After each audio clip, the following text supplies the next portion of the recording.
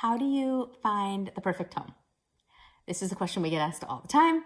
Obviously, this is what we do. Our job is to be a matchmaker and help people match up their wants and their needs with the homes that we find for them. We start by having what we call a discovery call, where we sit down and we go over all those needs and wants.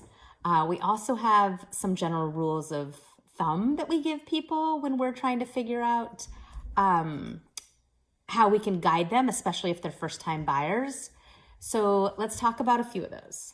Number one, we talk about how you're buying a floor plan and a location. So let that sink in for a minute. You're buying a location. We're not going to pick up your house and move it somewhere else, which is where people are like, gosh, if only that house was over on X street. And it's like, okay, we're not moving a house. And floor plan, for the majority of people, yes, you can knock out a wall. Yes. For the majority of people, that's not the project that they're trying to get into.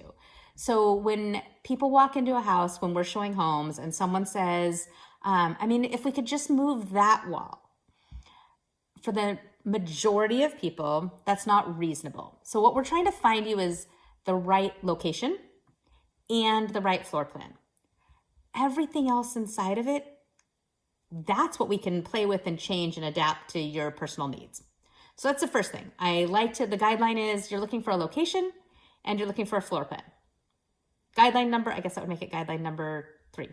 Guideline number 3 that I do, I always get people that argue with me, argue away, fine, bring it, it's fine. I have kind of a rule of thumb that I think that the average, and I'll go with American, needs about 500 feet of space. Okay, then someone's going to argue with me that their family grew up in a small house. I grew up in a small house. There were 5 of us and a dog most of the time. I get it.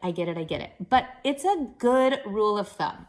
So if you're a family of 3, a 13 to 1600 square foot house is probably great. If you're a family of 4 or more, you're looking at probably 2,000 square feet.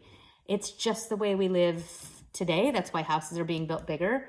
Don't get me wrong, I'm happy to work with you on a smaller house. I'm happy to work with you on a much bigger house. It's just a good rule of thumb when people are looking at a home. The other reason why I use it as a rule of thumb is I often work with couples that think their family's going to grow, that are planning on growing their family. And I never want someone to outgrow their home before they need to.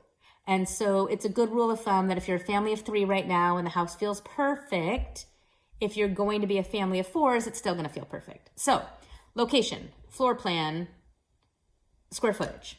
Those are the first 3 things. That's what we talk a lot about during our discovery call. Then we get into your wants and your needs of what are you talking about. We have a lot of clients who will tell us it has to have a fenced backyard. If we find you the right square footage, the right location, and the right home, we can add a fence. If you want it to have hardwood floors, and that's a big thing for you, you can add those.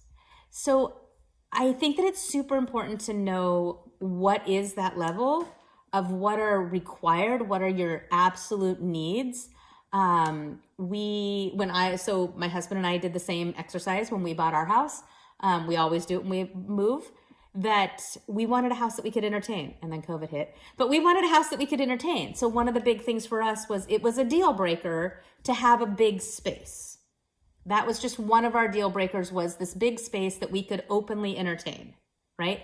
And so any house that didn't have that was taken off our list. That's the biggest reason why narrowing down what are the must-haves and what are the would-likes is that, especially when we have low inventory, we find that clients end up getting what we call showing fatigue, where all the houses start looking the same. And so to alleviate some of that, to know the things, I've had clients that have eliminated houses because it didn't have a fence, right? They're like, oh, the backyard isn't fully fenced. And it's like, okay, but if we got the house for $4,000 less, could we add one, right?